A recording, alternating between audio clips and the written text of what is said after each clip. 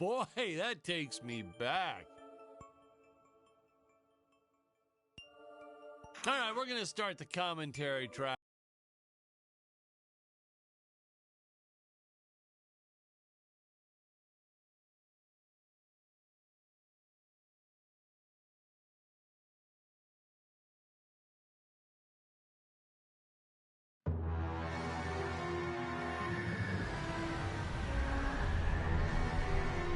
Hello, Dan Smith here. I directed this film back in, well, it feels like a century ago.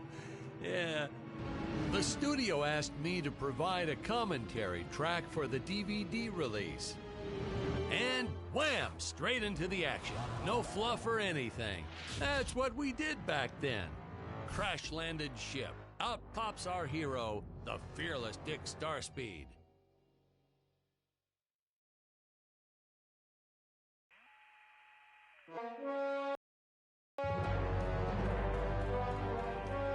The ship's velocity reactor is damaged. I believe that I am stranded on an alien planet. Played, of course, by actor Jonathan Digby. Went on to some minor roles after this. Such a shame. I thought from day one this guy's got leading man written all over his face. Greetings, citizens of Gravoria. I am Dick Starspeed, and I come in peace. Probably shouldn't have had Dick draw his weapon when he was talking about peace. Well, maybe one day we'll go back and CG it into a sandwich or something instead. Ha! Just kidding. And this is what people pay to see. A no-name middle-aged B-list actor duking it out with stuntmen in costumes. Such stunning choreography. Now, the extras in those robot suits really knew how to take a punch. Oh, literally. I told Jonathan not to hold back. Give it all to him. Holy Kick him in smokes. the nuts and bolts.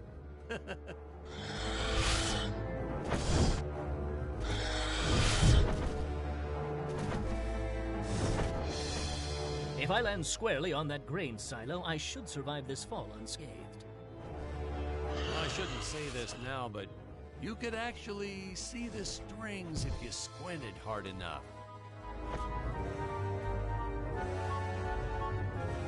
A screenwriting trick from back in the old days. You put a grain silo or some haystacks down and it solves all your gravity-related problems.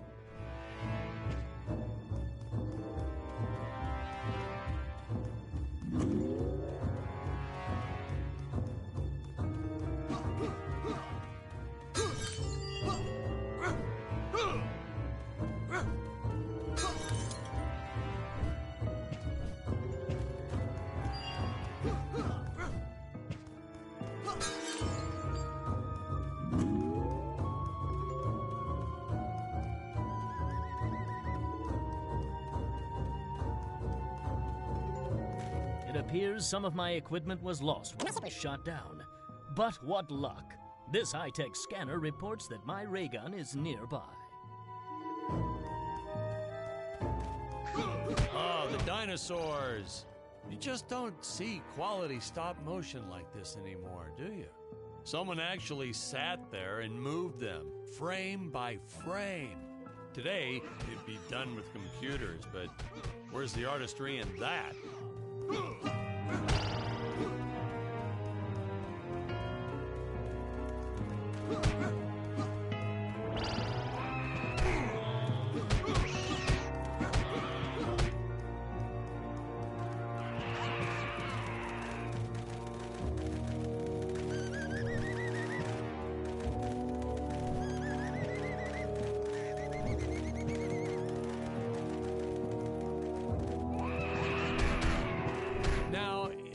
The trees here look a little plastic. Well, it's because they are. I took them from the set of my last film, Vampire Island 2. We got our fair share of nasty letters from scientists complaining about our portrayal of the dinosaurs. Was news to me. Apparently, these stegosauruses weren't meat eaters. Must have preferred shellfish or something. Wow, how do they know? That's what I say.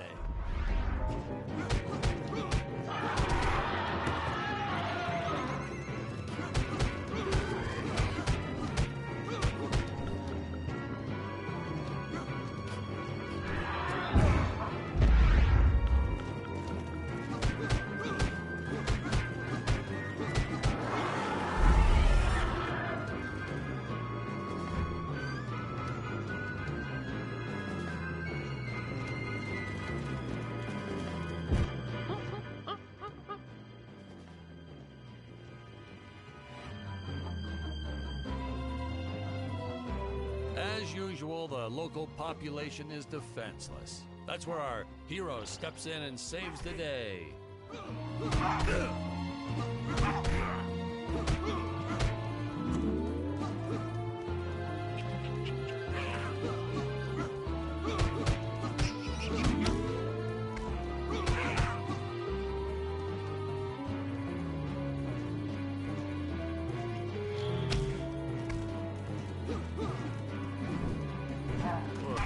We put Jonathan through a lot shooting this film. He wasn't the best actor, especially when reacting to getting hit. He's what you'd call a flincher. So I told the stuntman to really just go to town on him. It's the only way to get an honest performance sometimes. Our props master tried to make the weapons soft, but there's only so much you can do. Lucky for us, Dick's entire body was covered in that spacesuit. That thing was a lifesaver when it came to hiding bruises.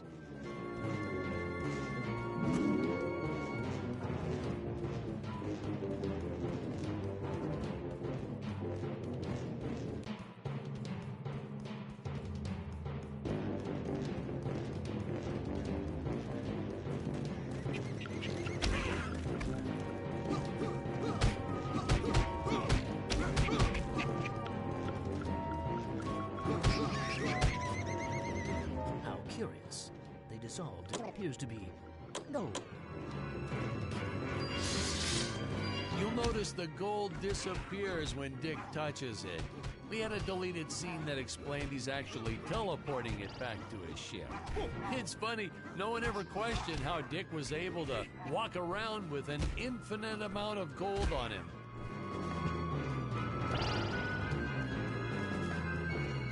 We had to redo these shots.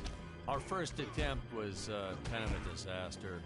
We tried using real apes, thought it'd cut down on the costume budget a bit. But have you ever tried working with apes? They are the worst actors ever. They don't sit still for a moment, and the second you take your eyes off of them, they're flinging their feces all over the place. Jonathan refused to work with them after he got, well, let's just say that he, had to take more than a couple of showers one day. You know, you never forget the smell of monkey poo. We steam cleaned the studio top to bottom. Still never got rid of it entirely. All through the rest of the shot, we kept finding those little surprises hiding inside various props. Boy, were those the days.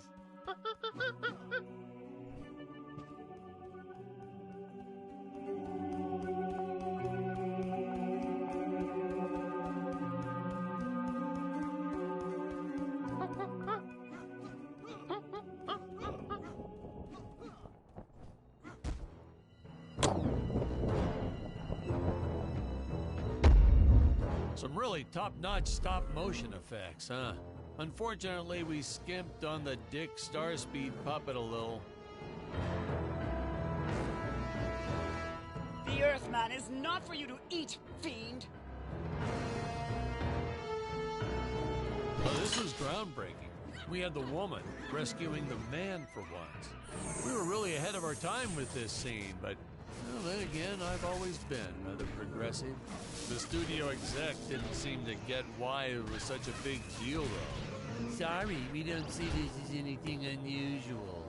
Ha! Of course! It's unusual. A woman would never save the man. It just doesn't happen. Not in the movies, not in real life. I don't know why we didn't get more recognition for this scene.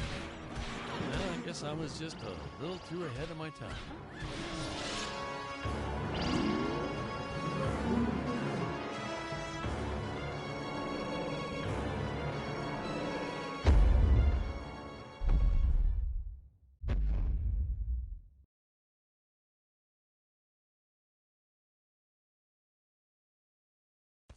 Thank you for saving me, strange woman.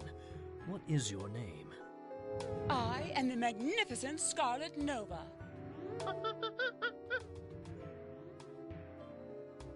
Do not question my motives. Just be happy that you are still alive. I must speak with my father at once. I shall teleport to his chambers.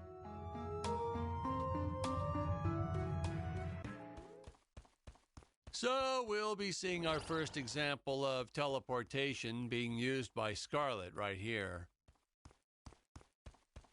As soon as this current shot ends, which should be happening any second now.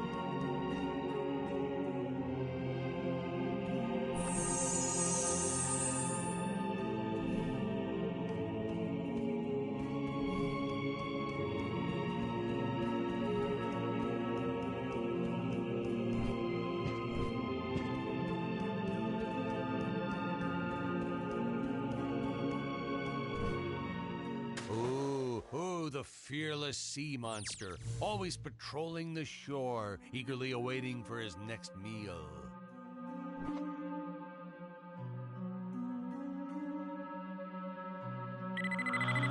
Huh? Where is this place? This is not my father's chambers. You have disobeyed me for the final time, Scarlet. Enjoy an eternity in the Tower of Eternal Solitude for all eternity! Ha! The old fool did not notice I am wearing my jetpack. Booster usage. Jump. Wait. Wait. Use booster. Survive deadly fall.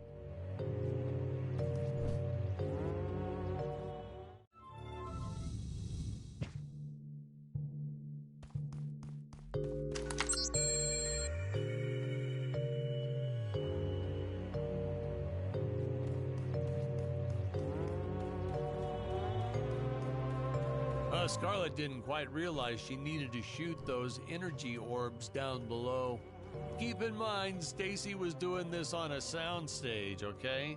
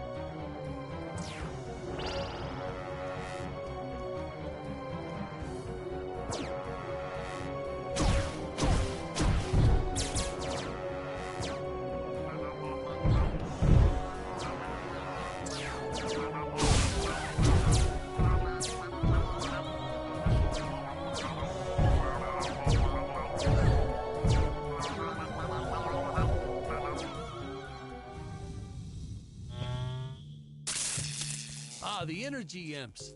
Such a neat effect. We had to paint each movement frame by frame and superimpose it into live footage. We were pulling all-nighters for weeks.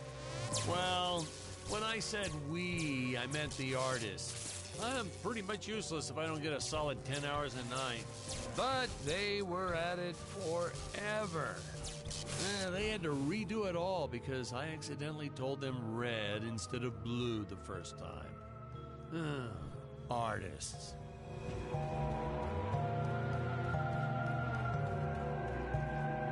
Curses! My father revoked my access to the teleport terminals. I shall only be able to utilize the ones I activate manually.